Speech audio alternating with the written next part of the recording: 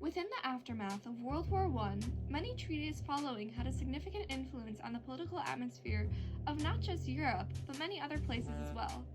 Both Germany and Russia ended up undergoing many significant changes after World War I due to treaties, and today, we'll cover a bit more in depth how the different treaties affected these countries. Although Germany had a big part to play in the actual war, but because of their armistice, they were considered a loser and were not involved in the treaty-making process. While forming the armistice, they had Wilson's 14 points in mind, but the big four leaders had different ideas in mind on what they wanted to do with Germany.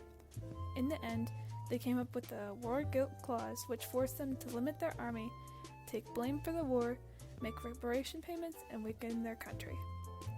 There was a huge negative reaction to the treaty, as there were protests breaking out across the country because the terms were seen as humiliating. Germany struggled to pay the reparation payments, and Germany had to print more money to pay back the French, which made their economy more unstable. This led to the Dawes Plan, which reduced the reparation payments until their economy improved. It is thought that the Treaty of Versailles was a big cause of starting World War II, because Hitler had promised to reverse the negative effects that the treaty had put on Germany and led to his rise. The Treaty of Saint-Germain was signed by Austria on September 10, 1919. The treaty, in a way, had ended War I for Austria-Hungary monarchy. The treaty was negative for Germany as it made it harder for them to have a union with Austria, as they need to have consent from the Council of Whig for it to happen. While they were up for independence for the rising of a nation from the treaty and agreed with it, they were not happy with some of the restrictions for them. They were also okay with them not taking care of some of the problems from Austrian-Hungarian monarchy. This would limit some of their power, as everyone was happy for Germany and wanted to limit them as much as they could.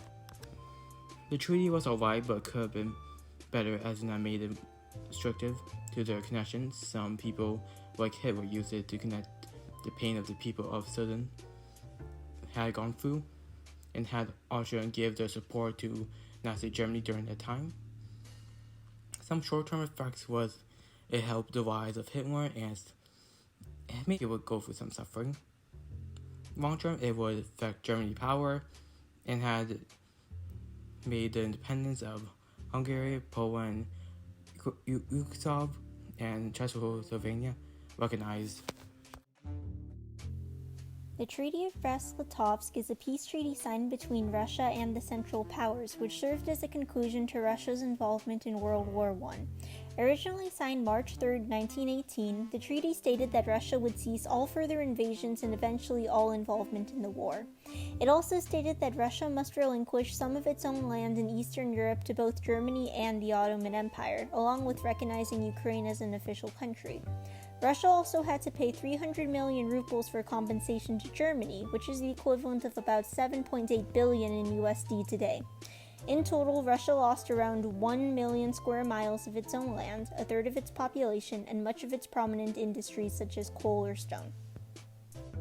Some historians cite the Allied powers blaming this treaty as a direct contributor to the Cold War and scrutinize how it ultimately helped Germany, although they did not win the war. For the Allied powers, Germany's harsh demands for Russia served as a demonstration of what was at risk for each country should Germany win. Furthermore, it also kept pushing anti-Bolshevik sentiments following the loss of Ukraine and the Baltics.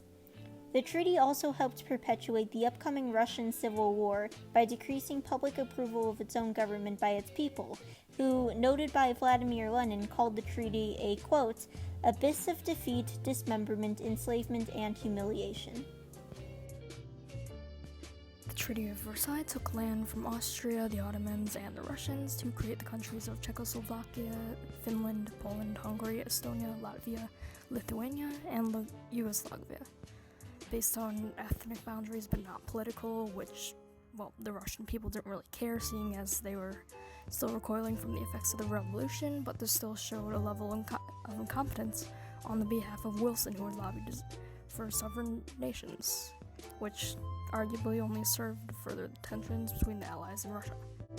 When comparing both Germany and Russia, there's a specific case in which they have similarities in treaties as well as effects from said treaties.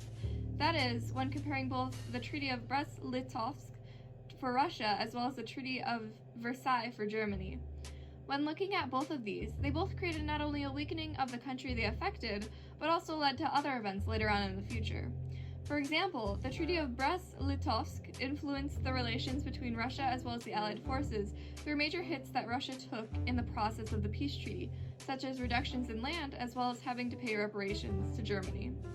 As discussed previously, this treaty influenced the tensions which some theorize could have led to the Cold War.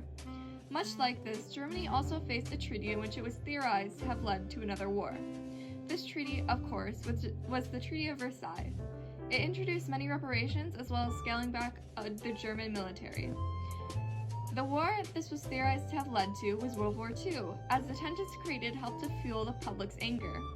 So, it can be seen that in both Germany and Russia, the treaties after World War I were seen to have caused tensions that were a factor in the later wars.